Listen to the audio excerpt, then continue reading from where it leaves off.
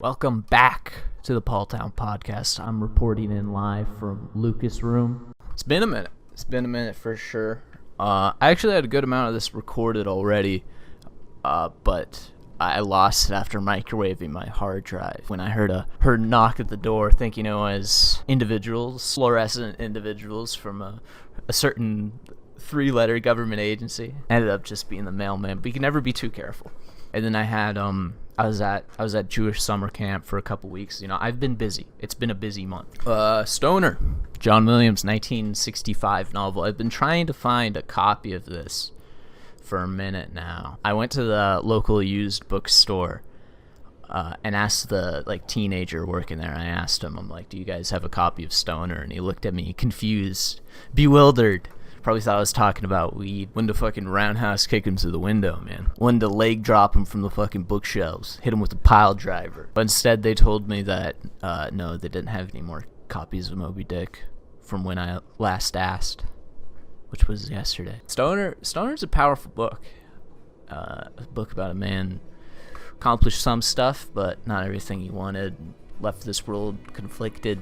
Sort of a melancholy glimpse into what will happen to all of us if we don't pursue the changes we want, instead accept the fate we're dealt. It's also about what happens when you marry a fucking bitch.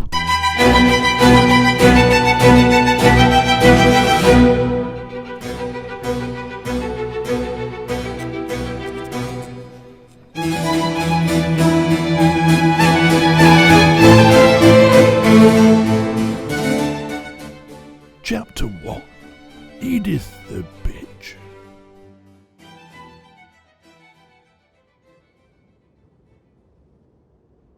Listen here. I got 3 words. 6 syllables. Bitches be triflin'. That's right! That's right! That's right! That's right! That's right! Quick summary of the plot for the book, though. Some backstory. William Stoner, raised in the middle of nowhere, helps out on the farm with his dad and his mom. A couple who really just happen to sleep in the same bed for convenience. Haven't looked at each other in the eye in 25 years. Had sex once so that the dad could get free labor. You know, the way things were meant to be, the good old days. Stoner is sent off to college by his father to study agronomy for their farm, but disappoints his parents by becoming an English major, which hits close to home. Around the time after he graduates, he starts his teaching career. He meets his soon-to-be wife, Edith, in which he makes the grave mistake of confusing her flesh-colored exoskeleton to be that of human skin. I think the best way to describe Edith would be like marrying a corporealized form of the trad Wojak. You think you're being based and rejecting modernity, but you just shackled yourself to BPD incarnate wearing a flower dress. Just absolutely fucking insane. After their marriage, they immediately have a relationship akin to a 70-year-old couple waiting to die. Eventually, they have a daughter named Grace, which is an L for sure. But before that, we must discuss the elephant in the room. A lot of people, when discussing this book, like to throw around the R word when referring to Stoner and Edith's love life. Now, maybe are there a few suspect passages? Sure, maybe they caught a man slipping once or twice. But after running a study of a 1,000 brothers, survey says.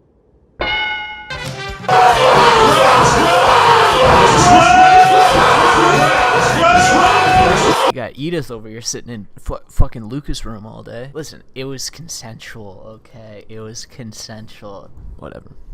DM's closed. You can contact my manager. After Grace is born, Edith is bedridden with illness for a year, while Stoner takes care of their child with his few solace hours at work. No nagging wife. While Edith is sitting around eating chocolates, getting fat, Stoner is on his grind set, moving up the ranks as a professor. Soon Edith is cured of lazy bitch disease and finds her new hobby of making sure Grace has no strong connections with her father. God, I hate this bitch. She makes Grace wear dresses and play piano and won't let her into Stoner's office and calls her fat and kills puppies and kittens. I mean, on the real, if you look into this character beyond the surface level, does she suck? Yes. Do I hate her? Yes. Would I cross-kick her ribcage if I saw her? Only if she put me in a self-defense situation. But Edith is a realistic depiction of the results of a neglectful, uncaring upbringing, along with the allusions to abuse from her father. The dots begin to be connected. It's almost like she's a three-dimensional character, and I was just joking and calling her a Scooby-Doo villain. No, I'm just playing. Stoner actually radicalized me into hating women.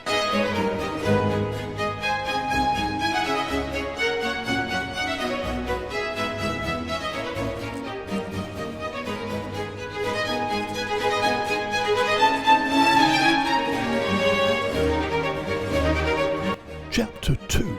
Journalists are a blight.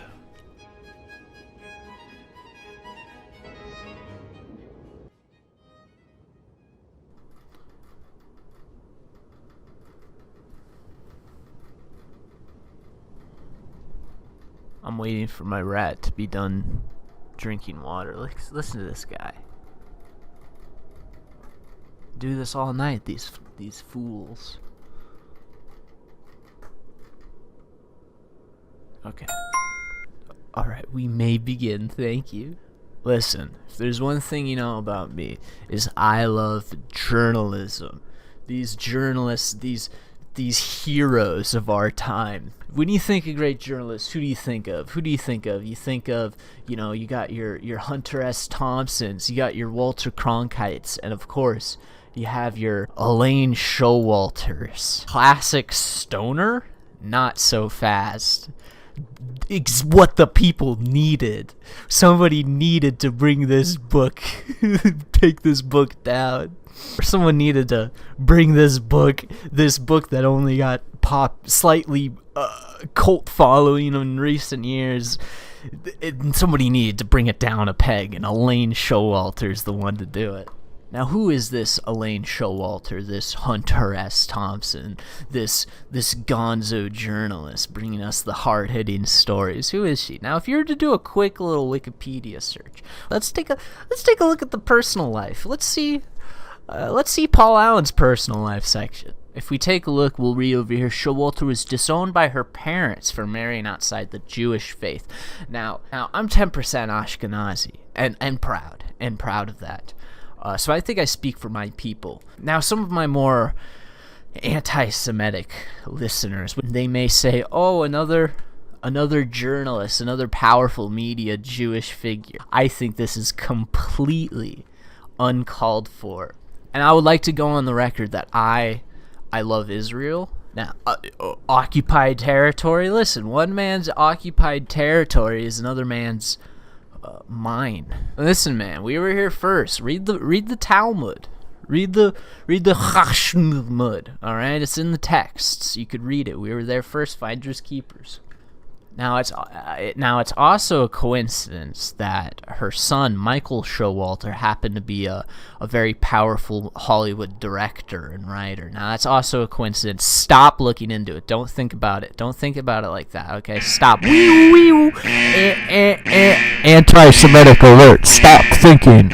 All right. Anyway, let's dig in. Let's dig into this great little article here. All right, here we go. But I am not a fan of Stoner. First, along with other female readers, I am put off by William's misogyny. Now, why does everything have to appeal to women? That's my question. Why can't there be a book for the fellas? Listen, you already got Sex in the City. You got Twilight. You got books. Romance novels, cowboy romance novels, those are yours. This one's for the boys. The worst of Stoner's afflictions is his marriage. He is consistently rejected and irrationally sabotaged by his bitch wife, Edith, who's portrayed as a neurotic harpy. I don't understand. This is what confuses me. Like, she is portrayed. She's not fucking portrayed. That's who she is. Like, that's her character. Like, she's not a real person. How is she being portrayed, unfairly portrayed? She's not real. She's a fictional character. Like, I'm sorry, like, John Williams should have wrote the Edith spin-off series, the Edith spin-off novel about her fucking theater group. You know, that's what the people wanted to see. That's the entertaining shit right there. I wonder what Edith's up to. I wonder if she's being a dumb bitch. Although Stoner is also presented as a dedicated teacher, he could be punitive and harsh and is unable to admit his own culpability. What does this mean? Yeah, he was not a perfect person. Do you want to write a book about perfect people? A man who has a nice wife and kid? What do you want from this book?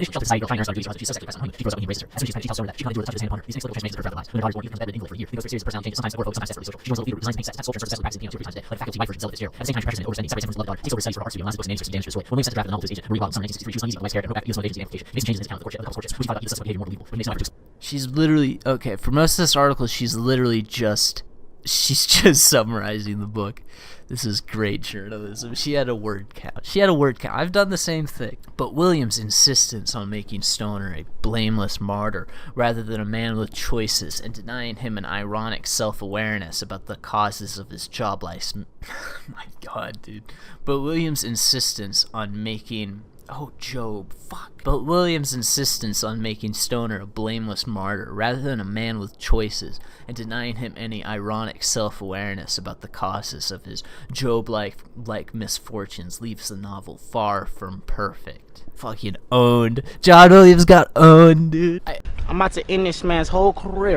I don't get it. Like, does she think a perfect novel means it's about a perfect person? Like, these characters are flawed. Edith's motivations are completely explained if you read into it. If you think about it for more than 2 seconds. If you're not hired to shit out a shitty fucking article on the Washington Post and you think about it for 2 milliseconds. Stoner's not portrayed as a martyr. He's supposed to be he's a flawed character that you're supposed to almost see as a warning for what you should avoid and what you should transcend. Like, this article is fucking very well written. Congratulations! Congratulations! Congratulations. Now let's check out the comments. We got Sealock over here giving his hot take. Stoner is a fascinating portrait, perfectly controlled sentiments, if not overly constrained at times. Powerful presentation of character fortitude. However, I have to agree with Showalter, and is the prime flaw. In addition, Stoner's passivity becomes excessive and often boring. Oh, fucking eat my poo, dude. Can we get this guy's full docs? Can we get this guy's name and address? Now, this is probably the worst thing I've ever read. Of course, no offense to Elaine Showalter. She is a fellow tribe member. I will see you at the secret meetings on Sunday. But this sucks. This is shit. Why is this even an article? Who cares? Who cares?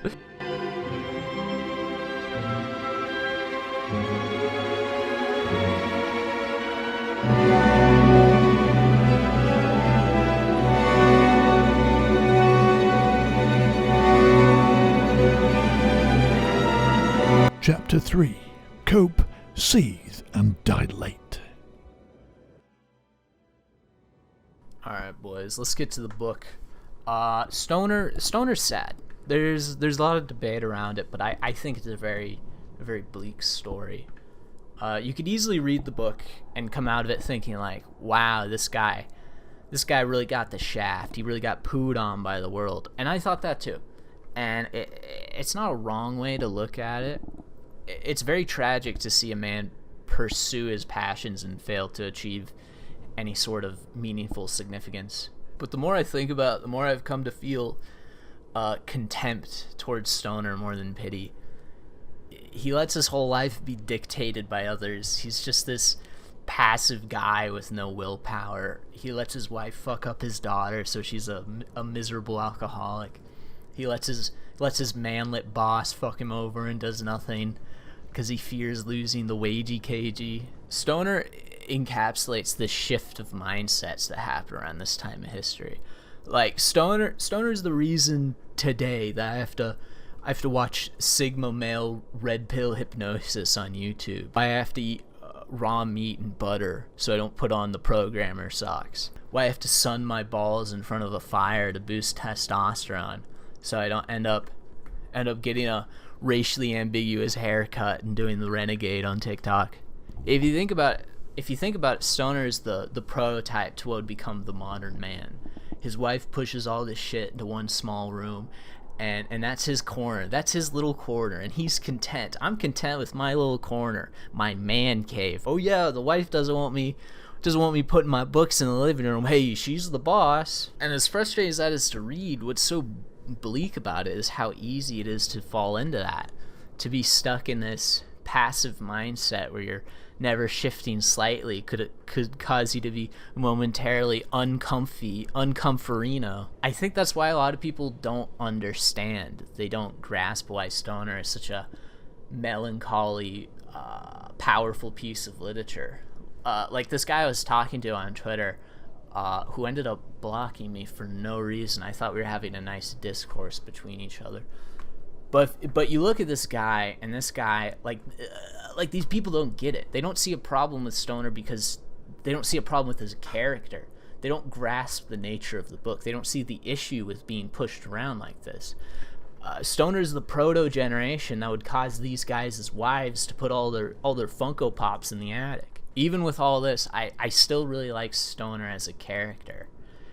His story is tragic because he failed. I don't think failed is the right word, but he looks back on his life, and the biggest problems in his life are caused by inaction, are caused because he didn't do something. I think that's the real tragedy of the story, is that it shows how this could happen to us. Because if it happened to Stoner, why wouldn't it happen to us? And this point is really summarized in the very introduction, the memorial section of the book. No matter how many upvotes on Reddit, no matter how much karma you acquire, you'll still die, and you'll be gone, and no one will remember you in a couple generations. Life could easily pass you by if you let it. So basically, you just have to make sure you don't become passive.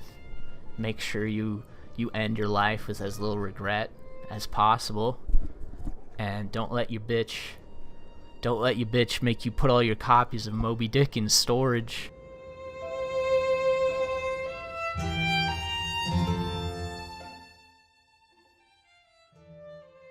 William Stoner entered the University of Missouri as a freshman in the year 1910 at the age of 19. 8 years later, during the height of World War I, he received his Doctor of Philosophy degree and accepted an instructorship at the same university, where he taught until his death in 1956. He did not rise above the rank of assistant professor, and few students remembered him with any sharpness after they had taken his courses. When he died, his colleagues made a memorial contribution of a medieval manuscript to the university library. This manuscript may still be found in the rare books collection, bearing the inscription, "Presented to the Library of the University of Missouri, in memory of William Stoner, Department of English," by his colleagues. An occasional student who comes upon the name may wonder idly who William Stoner was, but he seldom pursues his curiosity beyond a casual question.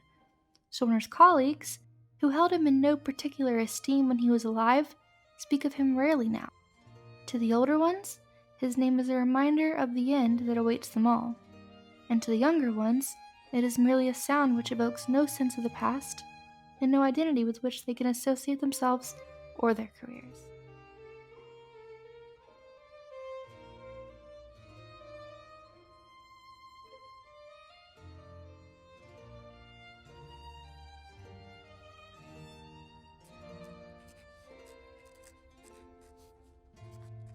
Epilogue. Kino is back on the menu. Hello? Is this thing on?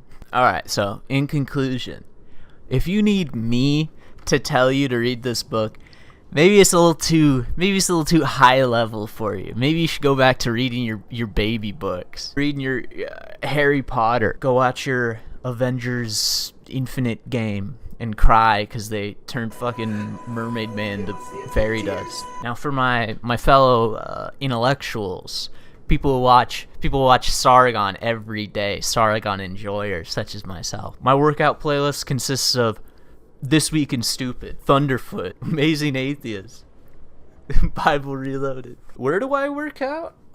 At the library. So, should you read Stoner? Yes, of course. It's one of the best books of the 20th century. Should be a prerequisite for any literature enjoyers. Read it. Put on your Goodreads. There's one down out of the 75 book goal you set. No, you'll reach it, bro. You'll reach it. You only have to read 45 books this month. You'll reach your goal. Gotta thank Darlene Strawb for her contribution. We'll want to make more stuff in the future. I got big names in the works right now. I'm in the process of working out an arrangement with Logo right now. I got Campbot DMing me. Big movers and shakers. But for real though, check out Strawb's channel. After months of constant harassment, she ended up coming on, which was very nice. That's a lesson for the boys out there. Just harass e-girls. Eventually you'll get them to come on your book review show. I would personally recommend Yandere, Android Made Malfunction ASMR, anime roleplay, creepy humming, whispering, if you're patrician. I don't want to see any comments calling me simp smoking. If you comment simp smoking, I will ban you. It's not funny. I'm not a simp. Anyway, I got some stuff in the works for Halloween. Wouldn't expect anything though. I'm very lazy. Please be patient. So yeah, thanks for watching. Love you. Bye.